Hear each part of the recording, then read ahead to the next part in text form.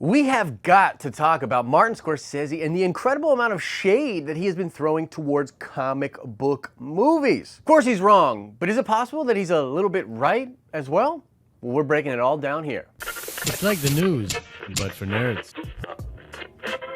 Today's shout out goes to Nathan Palmer. Indeed, $25 million per episode is the rumored budget for the Marvel Disney Plus shows. Make sure you stay to the end of this video where we will ask another nerd card question. What's up, everybody? Happy Thursday to you. I'm Josh. Welcome back to the show. Now, it's a slower news day today, so I thought I'd take the opportunity to chime in on a story that's been developing throughout this week. I'm sure you heard of it by now, but you haven't heard my take on it, so I want to tell you what's going on with Martin Scorsese and comic book movies. And real quick, for the maybe 2% of you out there that have no idea what I'm talking about, let's give a TLDR on what's going on with Marty and comic book movies. This all started with an interview done in Empire magazine where Martin Scorsese had some choice words about comic book films. I don't see them. I tried, but that's not cinema, Scorsese told Empire. Honestly, the closest I can think of them, as well made as they are, with actors doing the best they can under circumstances, is theme parks. It isn't the cinema of human beings trying to convey emotional, psychological experiences to another human being.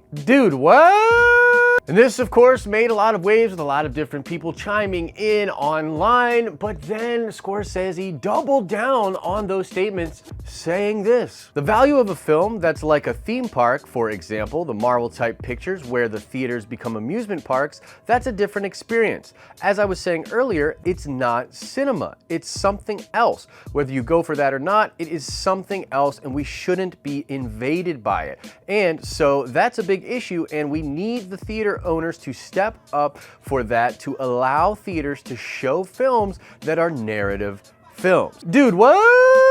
Okay, so that's what he said, and obviously a lot of people chimed in. We're gonna get into some of what other people have said, but first let's just kind of address what he's saying. Now, some of this is categorically untrue. Like, number one, it is cinema, Marty. Like, they play these movies in the cinema. It is cinema. And that's something that Taika Waititi talked about online. You saw James Gunn saying that, wow, it's kind of breaking my heart here because Martin Scorsese is one of my top 5 directors of all time, and it hurts that he won't even give my movies a chance. But yeah, it's cinema. That's just not true. It's a different kind of cinema, but it's cinema. There's also this idea that he's talking about where we're being invaded by comic book movies, and maybe that's true in the psychological sense, like basically in this zeitgeist of 2019 and the new modern day way of doing pop culture, yeah, we sort of are being invaded by comic book movies and by that genre. But I don't think that's what Martin Scorsese was saying, as he talks about how theater owners have to stand up for that and allow narrative films to be in the movies. And that is categorically untrue if that's what he's referring to. Because like comic book movies, even though they gross the most, they actually account for probably less than 5% of all films that are made and released throughout the world. Now, when it comes to this story and the takes that people have had, I've actually really enjoyed John Campia's takes on this. He was like sort of defending Scorsese, and then Scorsese doubled down and he was like, bro, come on. But he actually brought up a really interesting point where he said he believes that for the first time in his career, Martin Scorsese is being told no by studios. And we know that's at least true for The Irishman. The Irishman was rejected by a lot of different studios before being picked up by Netflix. So John proposes that could possibly be a reason that Martin is upset with these movies and taking these shots, and that could very well be. I think it's a fair take. Now, I want to talk about some other things that are happening with Hollywood right now and the film industry and some sort of infighting between popular personalities out there, and it's going to be sort of a sidebar, but you'll see why I'm bringing it up in just a minute. So Steven Spielberg recently came out and said that Netflix and streaming services like it are destroying the theater experience and therefore really hurting the film's industry. And then you saw Edward Norton take shots saying that Spielberg was 100% wrong, that this is on the theaters. And he talked about this weird bulb thing, which I didn't even know this was a thing, but it's really interesting. But a lot of movie theaters, because the bulbs they use to project the film are so expensive, they will actually turn down the brightness. So they run these bulbs at sometimes 60% capacity, and the screen ends up being super dark. Like I said, I didn't even know that was a thing, but it's pretty dang interesting if you ask me.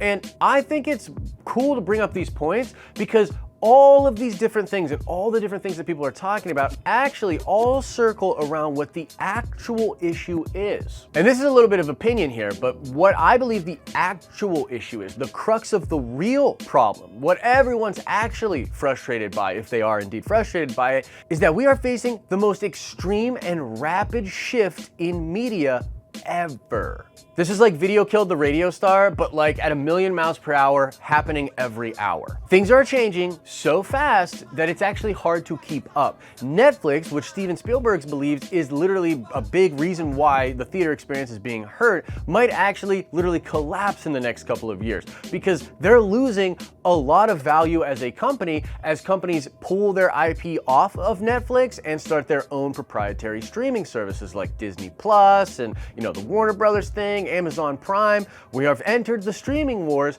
and Netflix could literally die in a couple of years, and I would have thought that impossible just a year ago. In times like these, if you are not adjusting and adapting to the coming changes, then you are dying, and you're dying at a very significant rate. Our tourist films, artist type movies, those avant-garde films, and the films industry itself have not adapted to the changing times. They haven't adjusted to how to properly market themselves. They haven't adjusted in a lot of different ways, and it's not that they have to become comic book movies, although Joker is an incredible example of a movie that kind of does that. It's an artourist movie that just uses the comic book name and characters to essentially tell a very Taxi Driver-like story within the comic book genre. And by the way, all you Joker fans, I was wrong about Joker. The amount of money this movie is making is really surprising me, and it could creep up to that $1 billion club, and I do plan on talking about that in a future video because frankly it's really surprising and I was legitimately wrong about Joker.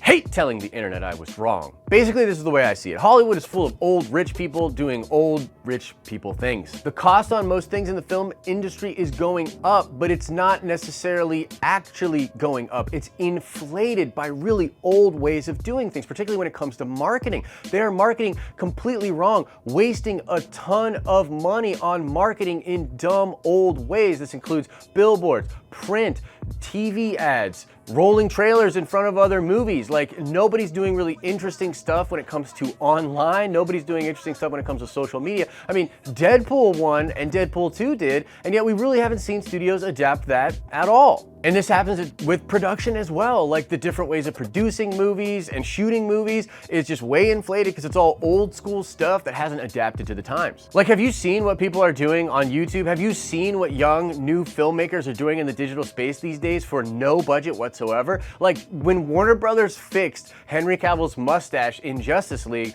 there were literally people on Reddit that did it for free and did it better. So a lot of the cost in Hollywood is inflated artificially because these people are just old school and they haven't adapted to the times. What that translates to is studios looking at balance sheets and being unable to greenlight big movies if they're not guaranteed to make a big income. And right now, because comic book movies are the biggest thing out there, yeah, they're being disproportionately given big budgets and being greenlit because the cost is all out of control. Now, to be fair to Martin Scorsese, he is not alone in these thoughts. Jennifer Aniston has recently come out and spoken with a very similar tone, talking about how she wishes Marvel movies weren't as prominent and she could go back to rom-coms from the 90s. Red Letter Media, which is a massive YouTube channel, has actually talked about how Marvel movies are theaters and theme parks for a long time over there on their channel. These guys are like, film people, and they don't like what is going on with the Marvel movies. So this sentiment out there has existed for a while. It's just that Martin is Marty, the reason that, his comments have caught such fire. And I want to be fair to these guys. In a sense, they're actually not wrong. There is a dark side to what is happening with Marvel Studios and the crushing out of all the competition and the streamlining of that cinematic production. There is a dark side to it. Like, it may surprise you, but I'm actually concerned. I'm legitimately concerned with Disney specifically as they gobble up more and more of this market share and they gobble up more and more of their IP. Like, we are going to get more Disney-fied Marvel versions of these characters moving forward, and that could just hurt the industry's longevity if it all took too much of a similar tone. So in some sense, I do share their concerns. Like, I'm a film guy. I went to film school. Kubrick is the reason I love movies. I love P.T. Anderson. I love Quentin Tarantino. I love Fellini. I love Hitchcock. I love all of these filmmakers. They were brilliant. They are brilliant. But the new age of these types of directors has not adapted to the new times out there, to the way that the industry and media consumption has changed. So in some sense, they're not even wrong, but here's the thing, the market doesn't care, right? The market's not gonna be like, oh, you know what? You're right, Marty. Oh God, theater owners should probably just altruistically put more artist movies in there and worry less about making money. That's not how the market works. So maybe you're right in a sense, but the real question is, what are you going to do about it? The impetus is on you and the film industry itself to make the changes to adapt to the time. I'm not saying you necessarily have to change the films themselves, although I frankly think you should, but you at least have to change the way you make these movies and market them if you want them to exist in the way they did before, because the way that things existed before with media consumption is gone. And also on the other side of this, there's the fact that the MCU itself has evolved with the times. Remember Phase 2, guys, where we took this dip with Iron Man 2, Iron Man 3, and Thor: The Dark World, and we were like, oh man, like the MCU is, I mean, it's just like all of these other franchises out there. Sequels are not catching fire. Except that Kevin Feige learned that lesson and decided to give us newer things with Phase 3 and at the end of Phase 2. So we get the more arturist movies. We get the Russo brothers doing Winter Soldier. You know what I mean? So comic book movies have evolved. I mean, look at what Taika Waititi did with Thor Ragnarok, which, by the way, is a brilliant example of how in the modern day, to be that kind of a director, then walk away from Disney. And, you know, I guess technically that he walked towards Fox, which got bought by Disney. But either way, he goes and makes Jojo Rabbit, which is an R-tourist movie. That's an indie movie, but it's getting the push and the buzz because Taika has brilliantly branded himself and leveraged the success that he has had in the Marvel Studio universe. And finally, I want to end with a quote from Noah Hawley, because I don't know how many of you guys know this, but I consider Noah Hawley to be one of the best art-tourist visionaries when it comes to writing and directing for both film and television. This guy is brilliant. And his statement really sums up the way I view this entire issue. Check out this statement, which was coming from an old interview with The Hollywood Reporter. He says, "But for better or worse, these are the stories we want to hear right now. I think you can bury your head in the sand and say, that's unfortunate for our culture because they're simplistic. Some people say that. I don't look at it that way.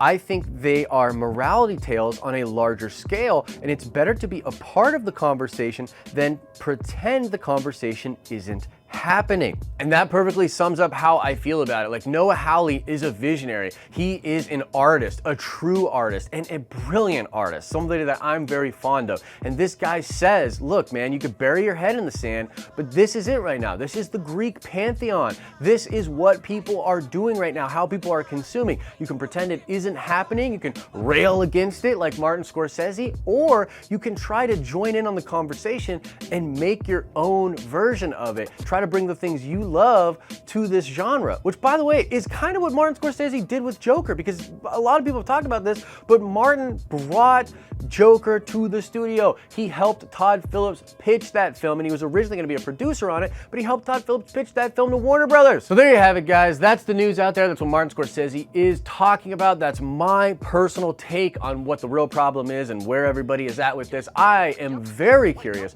what all of you think about this situation in the comment section below, so please let us know. And now let's check the nerd card before we get out of here. I want to know, what Marvel character was Noah Hawley making a movie for Fox before the Fox acquisition over to Marvel Studios? It's a very popular Marvel character, one of my favorites. I would have loved to see his take on it, and I hope that Noah gets to work in the MCU eventually. But the question remains, what character was Noah Hawley making a Marvel movie for before the Fox acquisition by Marvel Studios? Answer that question in the comment section below. As I always say, I hope you're having an awesome and a nerdy day, and I'll see you in the next video.